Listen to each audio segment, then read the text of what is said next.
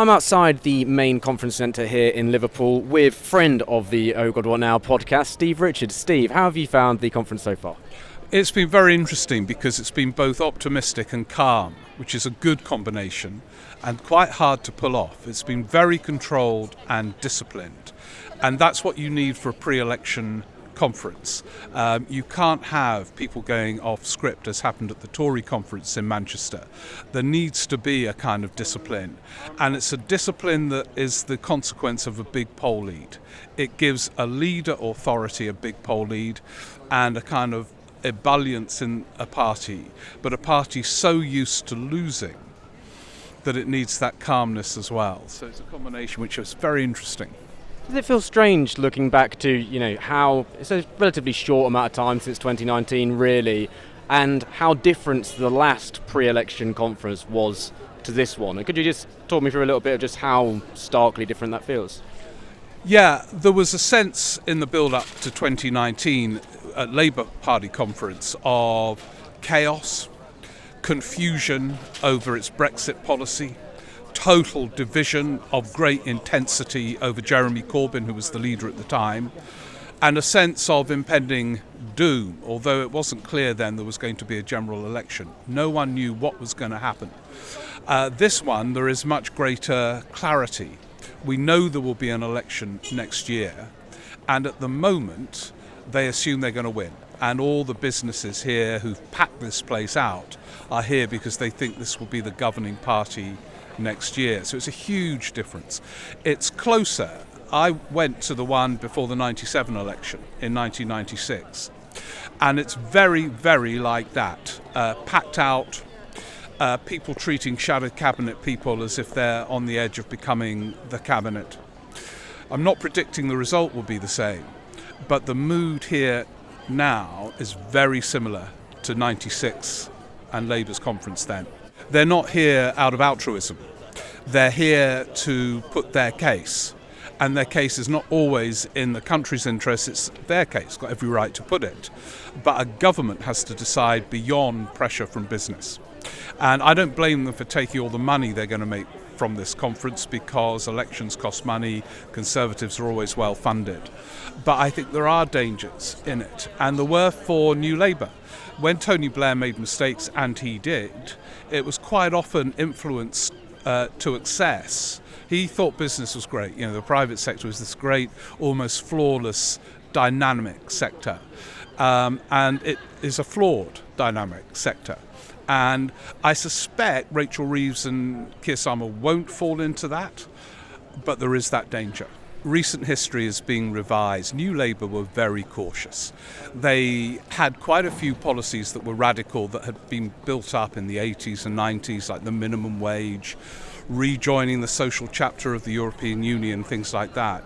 But their own policies that Blair and Brown decided on were very incremental, sort of decreasing a classroom size in Edgware. It's that kind of incrementalism. So they were cautious. Now the question, I think, is slightly different. Whether the circumstances now demand bolder policies, because Britain is in a complete mess. It's out of Europe. Labour had the advantage of being in Europe when they came in 97. The economy's not growing. It was growing quite a lot in 97.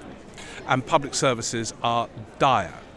And therefore, to just say, we're going to, reduce a classroom size here and there, is not enough. Now, it's always difficult because the tax and spend debate in Britain always makes public spending seem like a threat when Labour propose it, rather than a source of hope.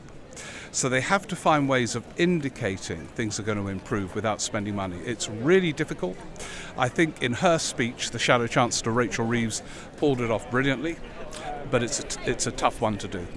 Have the Conservatives made it slightly easier for Labour to markate dividing lines just because of how divisive they were last week? Has that kind of almost done a bit of the hard graft for Labour in a way there? Or does it also actually set traps for Labour at the same time? It does set traps for Labour, but Labour now are quite clever of getting out of traps. They don't walk into them.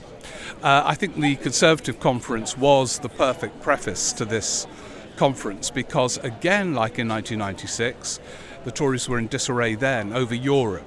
Now they're in disarray over lots of things. John Major didn't look fully in control of his party. Rishi Sunak doesn't look fully in control of his party. So it is the anti-conservative mood that seems to me embedded now in Britain. And therefore, it takes a lot for the Labour Party to screw that up. Does it feel the mood here, obviously everyone feels very convivial, it feels like a happier party, but can you feel incrementally, it seems like they are getting that bit bolder? Is Keir Starmer actually starting to look at the polls and go, you know what, this isn't something that I'm going to be able to whittle away by maybe saying some things that will make some people happy and make other people unhappy? Does it feel like that is shifting, like we're getting to a bolder style? I mean, they've done some clever things like having a review of what went wrong with HS2 rather than committing to bringing it back, which is clever because in a year's time, who knows where HS2 will be. So they've got no choice but to do that. On other matters, he has been clearer, and I think the focus groups have worried Starmer's office. No one knows what he stands for. He just goes with the popular tide and that kind of thing. So, for example, on the boat people and Rwanda, he has said even if the court says it's legal and they've started flying people to Rwanda, we're going to scrap it. There was no, we'll review it in a year's time. No. So there is clarity in some areas where he might in the past have been inclined to equivocate, to keep all options open. So I think that is a necessity in the build-up to an election. You can't be a complete blur as an alternative Prime Minister. It's good to keep some things vague, but not all things.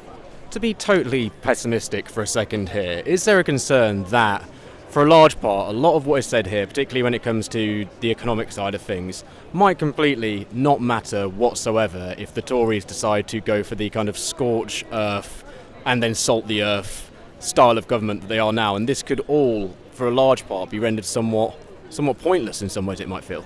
Well, it depends what you mean by scorched earth. I mean, they're clearly going to do some dramatic things like scrapping HS2, but I don't think that, it's a terrible decision, but I don't think that comes into scorched earth policy. They have got to do things to make people feel better over the next year, not even worse. What I think they will do out of desperation is try all this woke versus anti-woke stuff. But I think that such is the state of the economy, the cost of living and so on, it won't be decisive. It will be economic policy. And there's a need for a change, which Sunak is fully aware of, which is why he's trying to be the agent of change. But it's very hard to do after 13 years in power. Steve, thank you so much for your time. Thank you, Jacob.